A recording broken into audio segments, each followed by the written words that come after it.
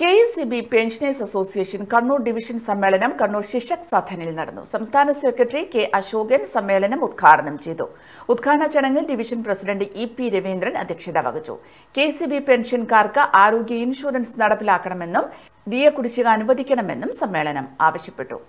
ആ രീതിയിലുള്ള ഒരു സഹായവും നമ്മുടെ കേന്ദ്ര ഗവൺമെന്റ് ഭാഗത്ത് ഉണ്ടായില്ല എന്നുള്ളത് വളരെ സങ്കടകരമാണ്. അത് ബാക്കിയൊന്നും അത്ര ആ ഒരു വാക്കിനാണ് എനിക്ക് പറയാൻ തോന്നുന്നത്.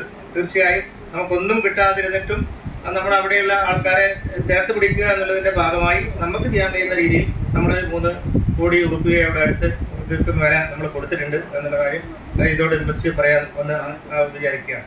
പിന്നെ രണ്ടാമതായി പറയുന്ന പറയാനുള്ള കാര്യം നമ്മുടെ ഒരു ഭേദഗതി, നമ്മുടെ ബൈലോയില് ഒരു ഭേദഗതി. Rajan Lolis, K Pavithran, C Ajitha, TG Rajagopalan, PK Valsaraj, B Sebastian തുടങ്ങിയവർ ഉദ്ഘാടന ചടങ്ങിൽ സംസാരിച്ചു. Aster MIMS Hospital, we'll treat you well. Chala East, Kannur.